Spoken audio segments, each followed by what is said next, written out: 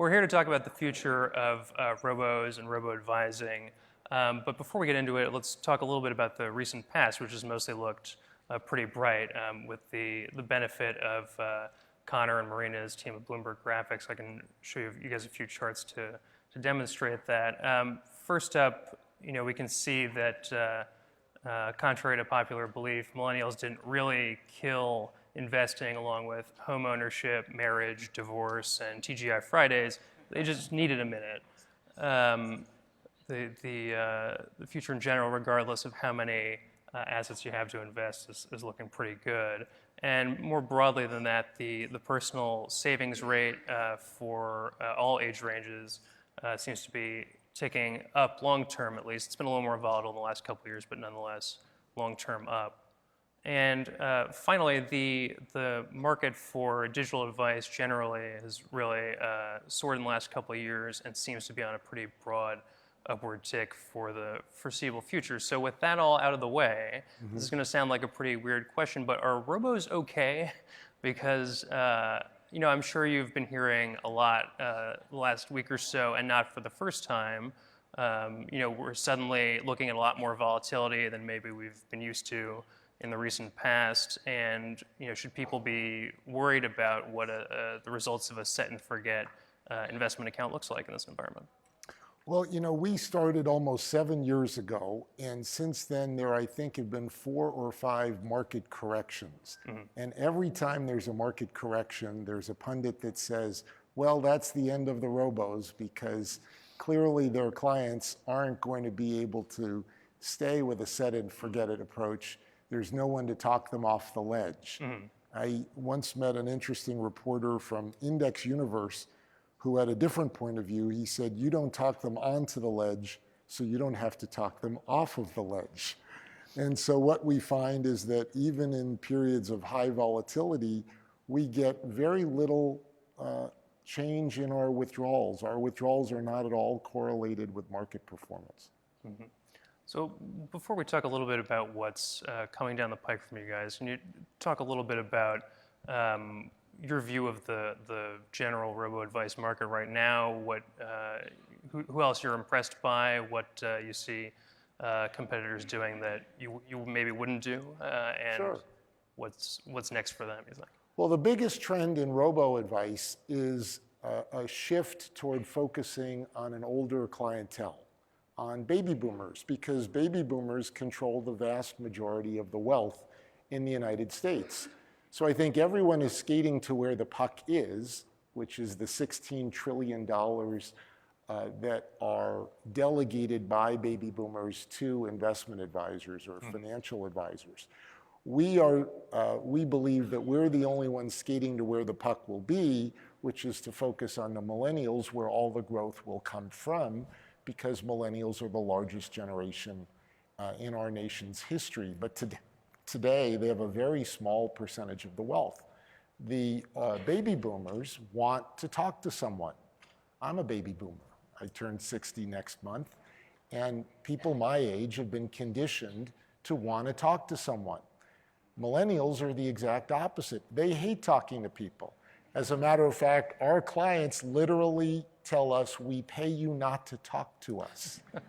And so what you find is that every other player in the robo-advisor space is adding people in the form of advisors or planners to their rather thin level of software to solve the needs of the baby boomer. We're going in the exact opposite direction, where we're trying to automate literally everything so our clients never talk to us. And even in the case of like February's downturn, for example, when a lot of people, including you guys and Fidelity and everybody else, had to freeze trading for a couple hours, you didn't get a lot of we didn't calls freeze after that. trading for a couple of hours. That's a misunderstanding. So our website froze because all of the news services ended up sending alerts about the major drop within 5 seconds of one another. It was really quite amazing. So it had nothing to do with trading. It just had to do with accessing your dashboard. Well, let's say in the platonic crisis of perhaps the future, Yes. There's been no spike that you guys have had to worry about in terms of panicked calls or why can't I call someone? Our clients don't call. It's really funny that we have a phone number that we publish, and the only people who call are older people. And so one of the things that we call them product service people do is we tell them that if people start asking you questions about our service, and you direct them to our website where we publish more information than you can get from any other investment service about what we do. If that's not enough, tell them we're not the service for you. Because if they need the hand-holding before opening an account, they're going to need the hand-holding after the account. And so what does it look like? What does the portfolio look like going forward?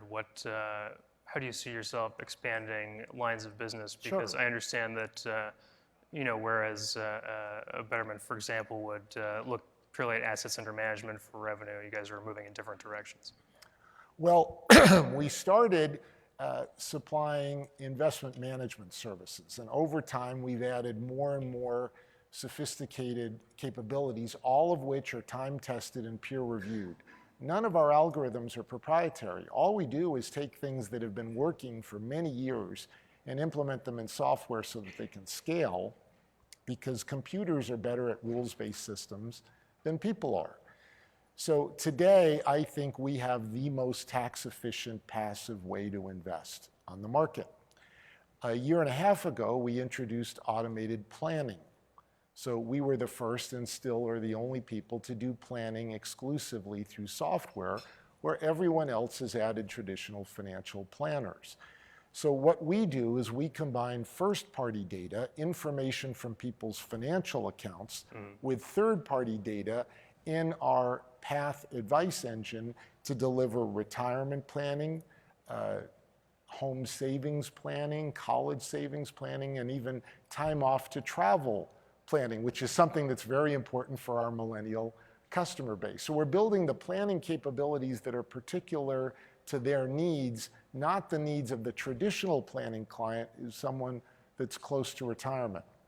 And then we've also added banking services. So the first of which was our portfolio line of credit, where when you open a $100,000 taxable account or larger, you're automatically enrolled in our portfolio line of credit.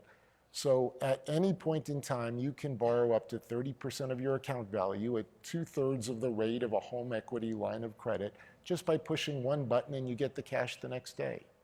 So over time, you'll see us offer more and more financial services that will be priced better, will be simpler, and will be more automated than anything you can get elsewhere. And how often do you tell people it's a single button process and they don't believe you? Most of the time. That's actually the biggest challenge when you try to go a different path, is that it requires a little getting used to. And small companies can't educate. We have to rely on our clients telling their friends.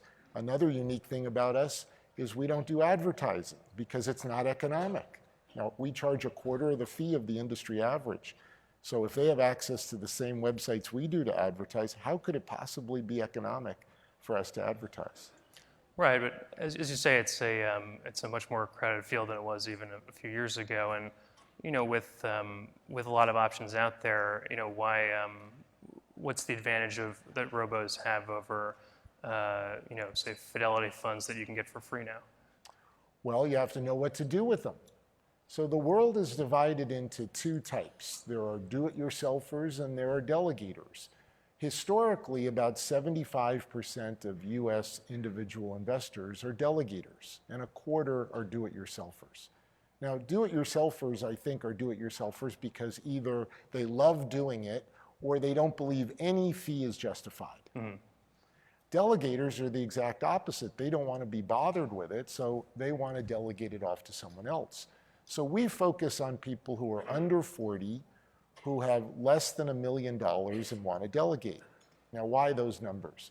Well, if you want to delegate and you have less than $1 million, you're unlikely to find a good financial advisor to do it for you. And if you're under 40, more likely you want it completely done by software. So that's why we focus there. I think 85% of our clients are under 45. No one else in the market is close to that. And do you see that moving? Do you see your concentration of under 40s moving higher or lower? Or are you We'd trying like to move it higher. What other trends do you see in terms of where your audience is moving? Where are they? Well, our vision for the business is to optimize and automate all of your finances. Think of it as self-driving money. So what I mean by that is that we've been laying the foundation over the last few years where other people are adding people. We're building all of the software components that in a few years will allow you to direct deposit your paycheck with us, and then we'll automatically pay your bills, not give you a bill pay system, but literally pay your bills for you. And then we'll route the remaining money to whatever account is most appropriate for your particular situation and goals. So if you're trying to save for a home, we'll route the money into an interest-bearing savings account, not into a Wealthfront investment account, because you shouldn't take that kind of risk with a down payment. If you're saving for your child's college, we can trade off the different goals and see what's most appropriate and what's most tax advantaged for you. And we can route that money either within Wealthfront or to third-party accounts. But you won't have to worry about any of these issues anymore. Have the banks heard about this plan? Sure. Well, I've been talking about it since July, but I don't think that's going to change their behavior. And what, in terms of broader lines going forward, are you guys thinking at all about crypto, which is, perhaps maybe not the number one area of interest in a more volatile market, but nonetheless is something everybody's talking about right now? So as I said earlier, from the beginning, we have been focused on time-tested, academically proven, rules-based systems to invest. We do not want to reinvent the wheel. We don't want to create new hedging strategies. We want to take things that have worked for decades, like tax loss harvesting, implement them in software where they actually do a better job. So to me, investing in cryptocurrency is a speculation. It's not an investment. My investment idol is a fellow named Howard Marks, who was the founder of Oak Tree Capital, one of the premier distressed debt investors. And he's as well known for his quarterly letters to his investors as he is for his great returns. And he once told me that in order for something to be an investment, it has to have a cash flow.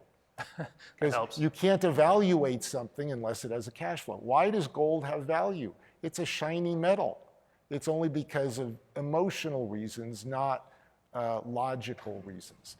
So to me, crypto is a classic speculation. It's not an investment, and we don't play in speculations. You're welcome to do that on your own, and we actually recommend to our clients that they set aside 10% of their net worth to play, because they're more likely to invest in boring things like us if they have a little play account than if they don't do it. And how do you guys advise folks to manage their assets in general, as we enter what looks like the late stages of a very long bull market? I mean, you can't time the market. It is absolutely impossible. And people might be surprised at how short market corrections are, and even bear markets. So I wrote a blog post looking at all of the market corrections over the past 50 years and found that the average correction only takes 3 to 4 months to recover from trough back to peak, which is a lot faster than most people think. And so there's a consistent problem with individual investors that they buy when the market goes up and sell when the market goes down. And research has shown that this costs them anywhere between 1.5% and 3.5% each year. So they should completely ignore corrections, and even bear markets take less than a year to recover. So it's a lot shorter than you might think. And when people are talking about mitigating risk to the degree that suddenly they're interested in that for the first time in years, I mean, if they point to the performance of your sort of troubled risk parity fund, I mean, what do you tell them in terms of looking at you versus a competitor or even the S&P? Sure. Well, we think that when someone opens an account with us, we actually set an expectation that this is only appropriate for someone who wants to invest for 3 to 5 years.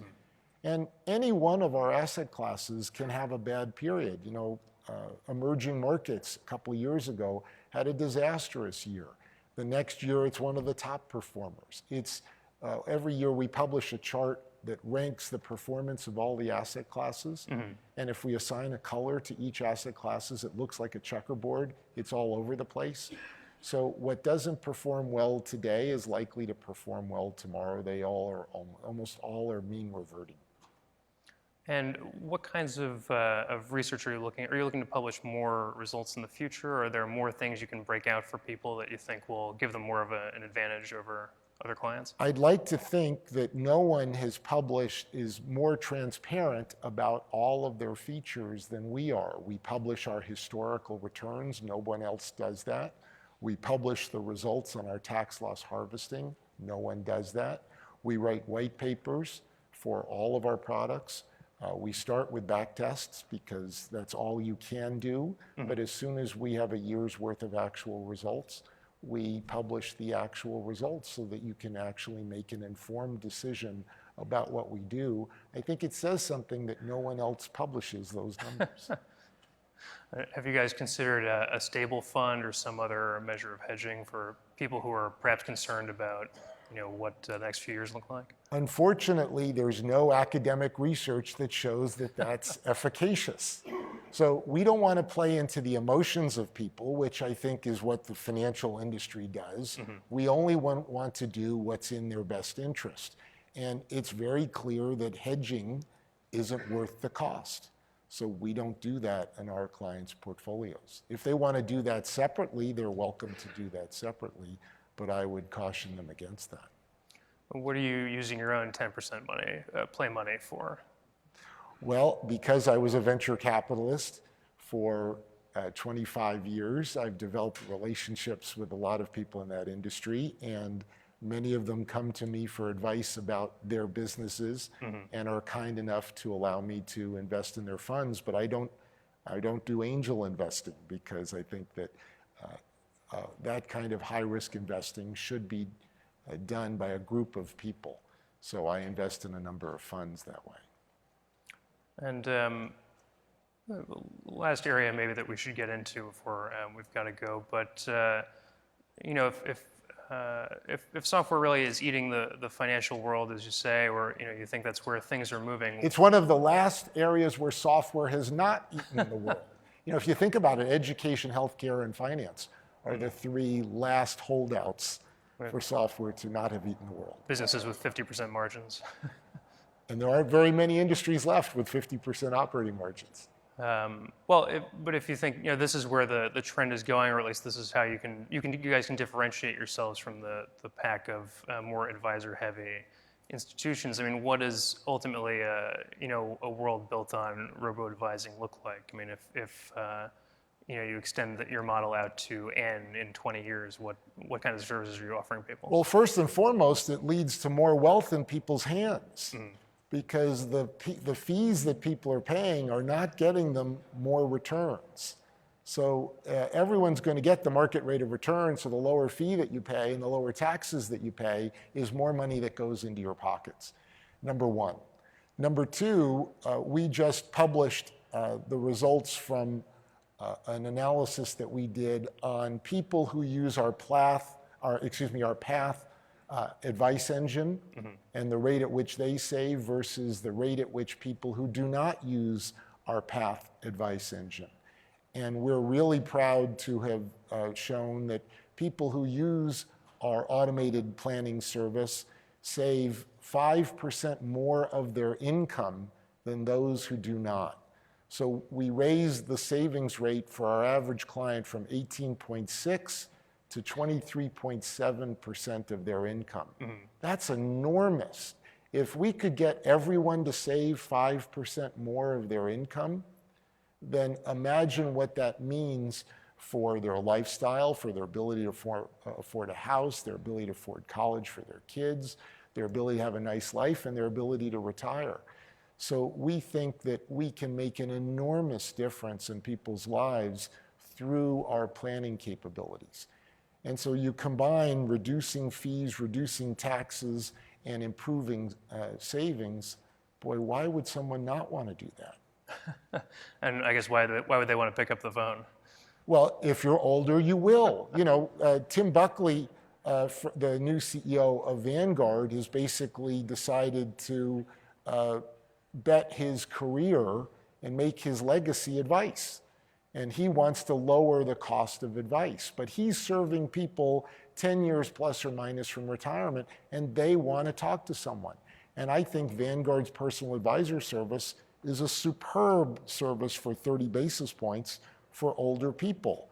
It's just not for the target audience we're pursuing because they don't want to talk to someone.